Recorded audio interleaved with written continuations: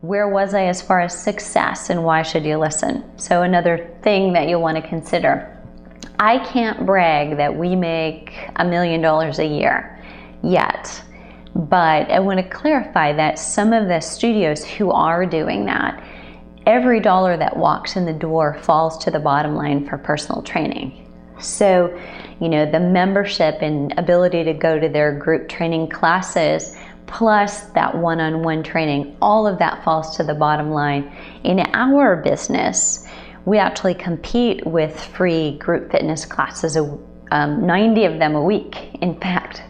So we offer a membership for our facility where people can come in and out on their own and use it when they want to. Personal training is an option, not a mandatory thing that every member does, which we'd like to see, right? But we don't.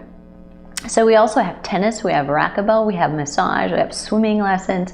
We have a lot of places where people can use, our facilities and amenities, and in other words, spend their money. So it doesn't always come to the bottom line for personal training. So it should make it more significant, is why I'm telling you this. When I tell you that for the last 6 years, while I was personal training director, we gained $100,000 on average each of those 6 years. So we're a significant difference away from where we were when I started coming into that program, and yet we're still climbing. So we were, not necessarily stopping, we were not plateaued. That's not why I left. I left on an up note. We were still growing and still have great plans to do it.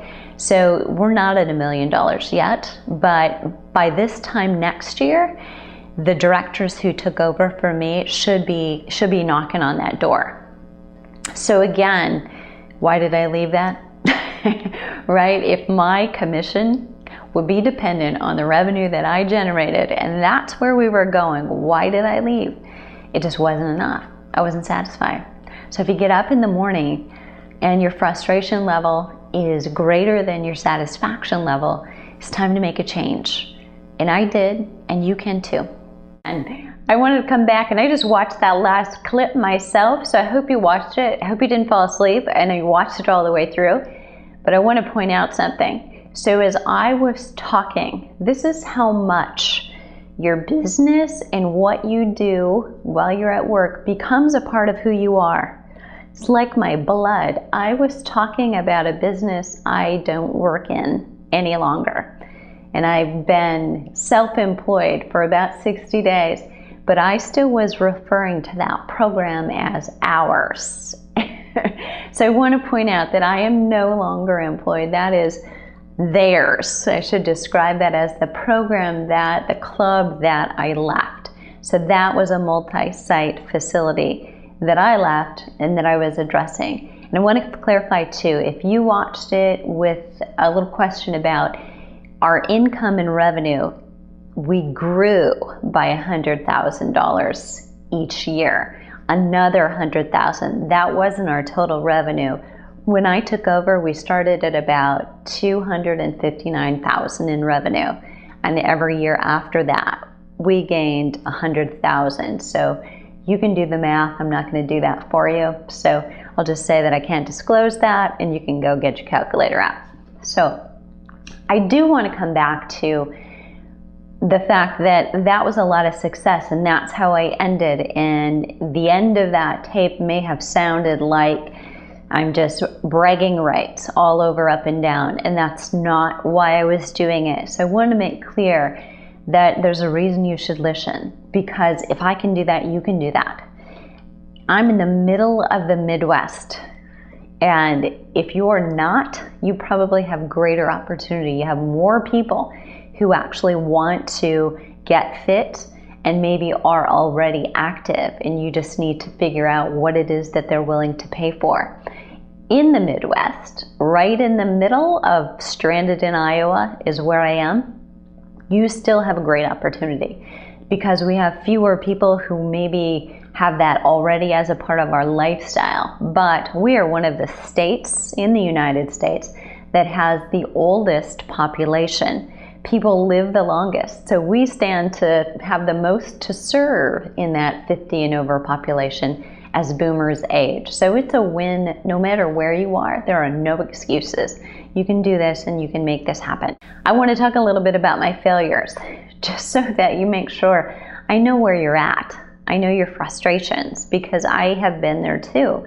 That very first job that I got out of school, well, and back up before that. So I didn't have one, and I finished school in December. And in Iowa, that's not a very warm, fuzzy time of year to be searching for a job or trying to move your apartment.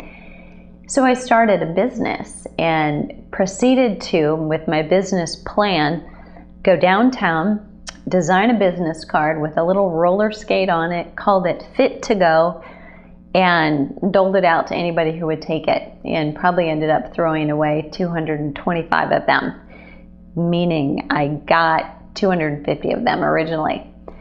So I ended up right away with 2 clients. One of them was a father of a guy I was dating at the time who was coerced into doing it and didn't really have his heart in it. He's still not exercising today, by the way. So the very first phone call I got for a stable job working at the front desk of a fitness center, I took it immediately. So canned the idea of working as a personal trainer, and at that point, we weren't really calling them personal trainers here in Iowa. There wasn't anything. So on the East Coast and the West Coast, it definitely was becoming a service that people were doing and paying for. We were hearing about it, but Iowa was not ready. We were still educating them on the fact that that wasn't something celebrities only did. So we've come a long way since then, right? But that's where we were. So I took this job in commercial fitness and lasted all of 9 months before I decided that's it, can't do it, can't make a living, won't be successful, and went back to school to begin graduate school the very next January instead. In fact, changed majors. I went back to art, which is where I originally started. But for whatever reasons, I felt that pull one more time into exercise science and sports psychology, probably way ahead of my time, because I realized that it wasn't the exercise or only the exercise that was a problem. It was getting people motivated to do it and understanding the psychology. So I left way too soon before I'd given myself a chance, let alone the system that I was being taught how to use. So where did I end up about 25 years later? Working for the same exact boss as I worked for that very first job, who first taught me sales, now again has really taught me sales. So, and even he will admit it's evolved. It's not the push hard, close the door, and make someone make a decision because they're so uncomfortable that if they don't, it's just going to be a, closed door, drip water on their forehead situation. And that it wasn't as bad as that, but it was a very intense kind of sales in the very beginning. And it's not so much anymore. It's problem solving. So we've come a long way since then. I personally have come a long way since then.